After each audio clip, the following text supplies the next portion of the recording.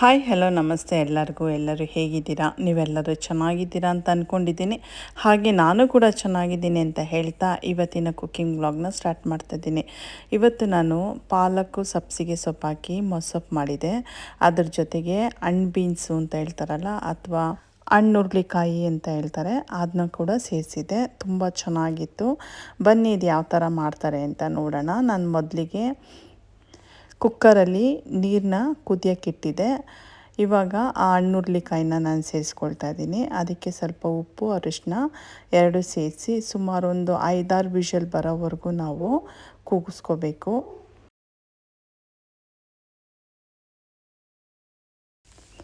Pressure ಇಳಿದಾಗಿದೆ ನೋಡಿ. ಇವಾಗ ಬೆಂದಿದೆಯಾ check ಮಾಡೋಣ.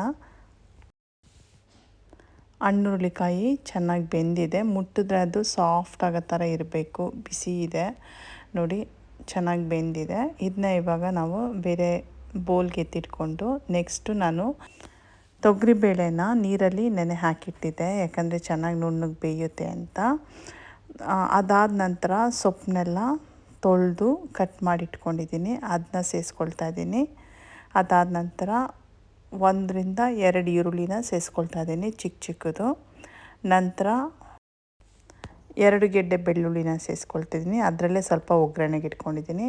ನಂತರ ನಿಮ್ಮ ಖಾರಕ್ಕೆ ಅನುಗುಣವಾಗಿ ನೀವು ಹಸಿಮೆಣ್ಸಿನ್ಕಾಯಿನ ಸೇರಿಸ್ಕೊಳ್ಬೋದು. ನಾನಿಲ್ಲಿ 3 ಹಸಿಮೆಣ್ಸಿನ್ಕಾಯಿ ಸೇರಿಸ್ಕೊಂಡಿದ್ದೆ. ನಂತರ ನಾನಿಲ್ಲಿ ಒಂದು 4 ಚಿಕ್ಕ ಟೊಮೊಟೊನ ಸೇರಿಸ್ಕೊಂಡಿದ್ದೀನಿ. ನಾನಿಲ್ಲಿ ಜಾಮೂನ್ ಟೊಮೊಟೊನೋ ಅಥವಾ ಬ್ಯಾಂಗ್ಳೂರು ಟೊಮೊಟೊನೋ ಅಥವಾ ಆ್ಯಪಲ್ ಟೊಮೊಟೊನೋ ಅಂತ ಏನು ಹೇಳ್ತಾರೋ ಅದನ್ನ ಸೇರಿಸ್ಕೊಂಡಿದ್ದೀನಿ. ನೀವು ಬೇಕಂದರೆ ನಾಟಿ ಟೊಮೊಟೊನ ಸೇರಿಸ್ಕೊಳ್ಬೋದು. ಇದಾದ ನಂತರ ನಾನಿಲ್ಲಿ ಜೀರಿಗೆ ಮತ್ತು ಸ್ವಲ್ಪ ಅರಿಶಿನ ಕೂಡ ಸೇರಿಸ್ಕೊಳ್ತಾ ಇದ್ದೀನಿ. ನಂತರ ಲಾಸ್ಟಲ್ಲಿ ಸ್ವಲ್ಪ ಎಣ್ಣೆ ಸೇರಿಸಿ ಕುಕ್ಕರ್ ಮುಚ್ಚಿ ಒಂದು 3 ವಿಷಲ್ ಬರೋವರೆಗೂ ನಾನು ಬೇಯಿಸ್ಕೊಳ್ತಾ ಇದ್ದೀನಿ.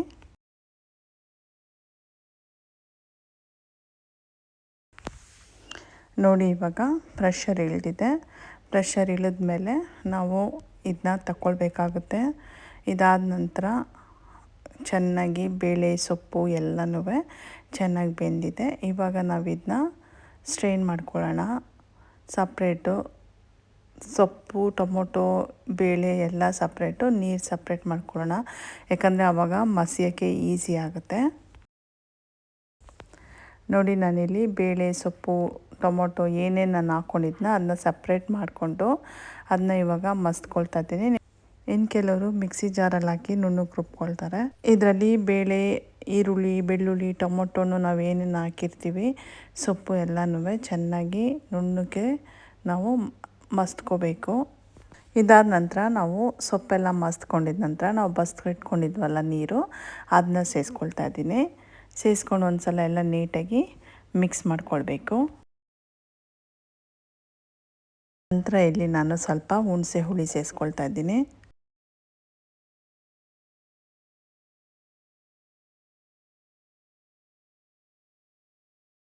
ನಂತರ ರುಚಿಗೆ ತಕ್ಕಷ್ಟು ಉಪ್ಪು.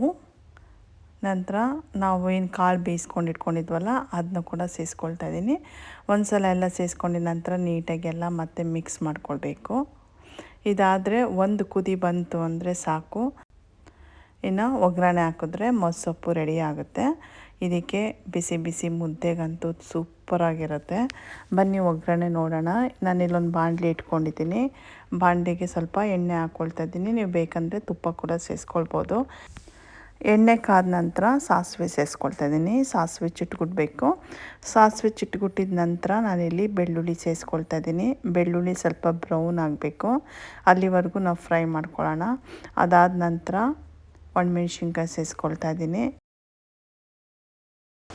ಬೆಳ್ಳುಳ್ಳಿ ಒಣಮೆಣ್ಸಿನ್ಕಾಯಿ ಎಲ್ಲ ಚೆನ್ನಾಗಿ ಫ್ರೈ ಆದಮೇಲೆ ನಾನಿಲ್ಲಿ ಸಾಂಬಾರು ಈರುಳ್ಳಿ ಸೇರಿಸ್ಕೊಳ್ತಾ ಇದ್ದೀನಿ. ಸಾಂಬಾರು ಈರುಳ್ಳಿನೂ ಬ್ರೌನ್ ಆಗಬೇಕು. ನಂತರ ಕರ್ಬೇವಿನ ಸೊಪ್ಪು ಸೇರಿಸ್ಕೊಳ್ತಾ ಇದ್ದೀನಿ. ಇವೆಲ್ಲವೂ ಚೆನ್ನಾಗಿ ಫ್ರೈ ಆದಮೇಲೆ ಸಾರಿಗೆ ಈ ಒಗ್ಗರಣೆನ ಸೇರಿಸಿದ್ರೆ ಬಿಸಿ ಬಿಸಿ ಮೊಸಪ್ಪು ರೆಡಿ ಆಗುತ್ತೆ. ನೋಡಿದ್ರಲ್ಲ, ಮೊಸಪ್ಪು ಜೊತೆಗೆ ಹುರುಳಿಕಾಯಿ ಸೇರಿಸಿ ಯಾವ ಥರ ಮಾಡೋದು ಅಂತ. ನಿಮ್ಗೆ ಈ ರೆಸಿಪಿ ಇಷ್ಟ ಆಗಿದ್ದರೆ ಪ್ಲೀಸ್ ನನ್ನ ಚಾನೆಲ್ನ ಸಬ್ಸ್ಕ್ರೈಬ್ ಮಾಡಿ ಮತ್ತು ನನ್ನ ಸಪೋರ್ಟ್ ಮಾಡಿ. ನನ್ನ ವಿಡಿಯೋ ನೋಡೋದಕ್ಕಾಗಿ thank you and God bless you.